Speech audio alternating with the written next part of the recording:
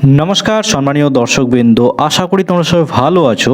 বন্ধুরা, আজকে আমি তোমাদের সামনে একটি দারুণ খুশির খবর নিয়ে চলে এসেছি, যেটা হচ্ছে কেপি কনস্টেবলের এক্সাম আপডেট নিয়ে আমি তোমাদের সঙ্গে এই ভিডিওটি বানাচ্ছি। তো ভিডিওটি শেষ অবধি অতি অবশ্যই দেখবে এবং চ্যানেলে যদি নতুন হয়ে থাকো তাহলে চ্যানেলটিকে সাবস্ক্রাইব করে নেবে, বেল বাটনটি অন করে রেখে দেবে। এখানে বলা হয়েছে যে কবে রেজাল্ট পাবলিশড হবে। এখানে সকলের জন্য খুব আনন্দের একটা খবর হতে চলেছে। এখানে পিএমটি ও পিইটি যে টেস্ট হবে সেটার ডেট কবে আসবে, এর যে ডকুমেন্টস ভেরিফিকেশান বা আদার্স যে জয়েনিং সেগুলোর ডেট কবে, সমস্ত বিষয় নিয়ে ভিডিওটিতে আলোচনা করেছি। তো কোনোরকম বিলম্ব না করে ভিডিওটি শুরু করছি। এখানে প্রথমেই যে ভ্যাকেন্সি টেবিলটি, এই ভ্যাকেন্সি টেবিলটির আগে তোমরা এখানে এই যে নোটিশ, এই নোটিশটি প্রথমের দিকে ফলো করো। এটা কিন্তু যে নোটিশ পাবলিশ হয়েছিল এর মেমো নাম্বার কিন্তু এখানে দিয়ে দিয়েছে। এই মেমো নাম্বার অনুযায়ী কিন্তু 18/9/2025 ভ্যাকেন্সি এটা। এই অনুযায়ী কিন্তু এখানে তোমাদের নিয়োগ প্রক্রিয়াটি কমপ্লিট করানো হবে। তো এখানে কেপি যে কনস্টেবল এর কিন্তু নিয়োগ প্রক্রিয়ার জন্য যে ভ্যাকেন্সি টেবিল, তোমরা প্রত্যেকটা ভ্যাকেন্সি টেবিলের মানে এখানে কতগুলো ক্যাটেগরি রয়েছে, প্রত্যেকটা ক্যাটেগরি থেকে কিন্তু ভ্যাকেন্সি বের করা হয়েছে। সেই সাপেক্ষে কিন্তু এতগুলো ক্যাটেগরি ওয়াইজ ভাগ করে দিয়ে কিন্তু তোমাদের ভ্যাকেন্সি সাজানো হয়েছে। তো তারপরে কি বলা হয়েছে, আর এখানে তোমরা দেখতে পাচ্ছ যে টোটাল কিন্তু 21খানা কিন্তু যে ক্যাটেগরি, সেই ক্যাটেগরি ওয়াইজ কিন্তু এখানে ভ্যাকেন্সিটাকে ডিভাইডেড করে দেওয়া হয়েছে। সুতরাং প্রত্যেকটা ক্যাটেগরির জন্য কিন্তু আলাদা আলাদাভাবে কিন্তু তোমাদের এখানে ভ্যাকেন্সি থাকবে। তো যেহেতু ভ্যাকেন্সিটি পাবলিশ করা হয়েছে, তারপরে এখানে বলিনি এখানে যে তোমাদের নাম্বারটা রয়েছে 2025 কেপি কনস্টেবলের জন্য।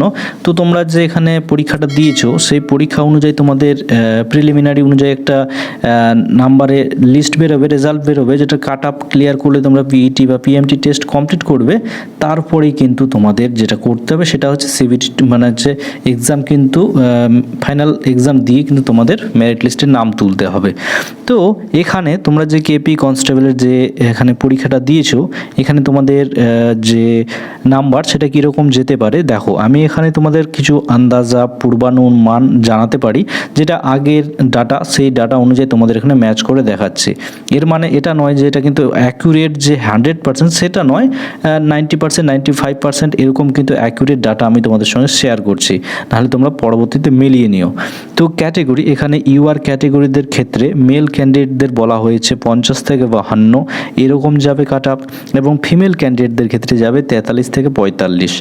যেহেতু প্রশ্ন ঠিকঠাক হয়েছিল সুতরাং কাট আপ কিন্তু এরকমই যাবে। এবার হচ্ছে ওবিসি এর ক্ষেত্রে এখানে মেল ক্যান্ডিডেটদের 44 থেকে 46 এবং ফিমেল ক্যান্ডিডেটদের 42 থেকে 46। এরপরে রয়েছে ওবিসি বিদের ক্ষেত্রে রয়েছে 46 থেকে 48 এবং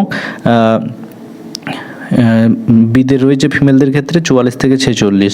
এসসি ক্যান্ডিডেটদের ক্ষেত্রে কত রয়েছে, এসসি ক্যান্ডিডেটদের ক্ষেত্রে এখানে বলা হয়েছে 40 থেকে 42 এবং এসসি ফিমেল ক্যান্ডিডেটদের ক্ষেত্রে বলা হয়েছে 38 থেকে 40।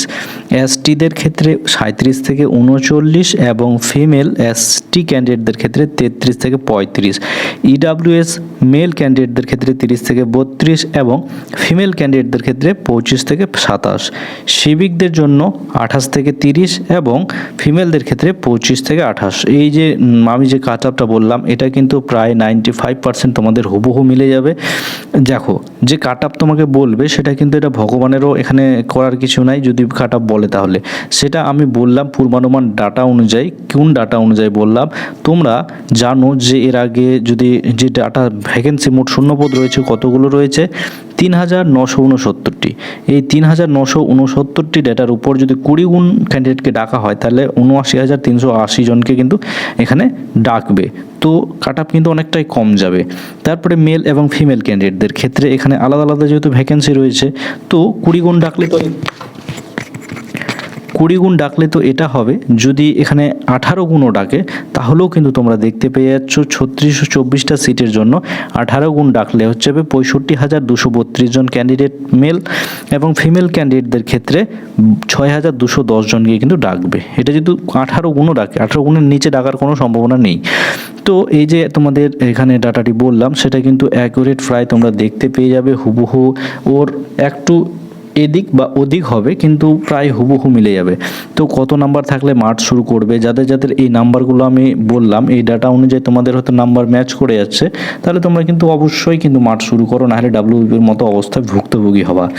এইবার কাট আপ অনেক কম কেন যাবে, এটা হলো একটা কথা, কারণ এখানে যে প্রশ্নগুলো সেটা কিন্তু অনেকটাই ভালো মানের প্রশ্ন ছিল। তো কাট আপ কিন্তু ঠিকঠাকই যাবে ছাত্রছাত্রীদের জন্য। এই জন্যই বলছি বারবার যে দারুণ সুযোগ রয়েছে, তোমরা তোমাদের কাজকর্ম চালিয়ে যাও, তাহলে কিন্তু দেখবে তোমাদের মাঠ, তোমাদের চাকরি কিন্তু তোমাদের হাতের মুঠোয় থাকবে।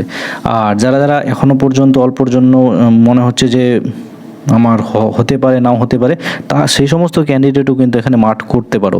কেননা মাঠ কিন্তু একটা ভাইটাল জিনিস, এটা 1 মাস বা 15 দিনে 20 দিনে কিন্তু সম্ভব হচ্ছে না বহুত ক্যান্ডিডেটের। তো আশা করি তোমাদের আমি বোঝাতে পারলাম। এখানে যে রেজাল্ট পাবলিশড হবে কবে, এই যে ডাব্লিউপি নিয়ে ঝামেলা চলছে, এই ডাব্লিউপি নিয়ে ঝামেলা শেষ হলেই কিন্তু এর রেজাল্ট পাবলিশড হয়ে যাবে। তো এটা নিয়ে তোমরা কোনো রকম আশা রাখবে না যে পাবলিশড হবে এত তারিখে। তুমি তোমার কাজ চালিয়ে যাও, তারপরে যদি তোমাদের মাঠ হয়ে যায়, তারপরে পরীক্ষা হবে, তারপরে কিন্তু সমস্ত কিছু ক্রাইটেরিয়া কমপ্লিট করেই নেওয়া হবে। তো আশা করা যায় ভিডিওটি তোমাদের ভালো লেগেছে। যদি ভালো লেগে থাকে তাহলে ভিডিওটি লাইক করে সাবস্ক্রাইব করে নিয়ে বেল বাটনটি অন করে রেখে দেবে। তো চলো এই ভিডিওটি এখান থেকেই, নেক্সট কোনো টপিক নিয়ে নেক্সট ভিডিওতে দেখা হচ্ছে। ততক্ষণ সবাই ভালো থাকবে। জয় হিন্দ, জয় ভারত।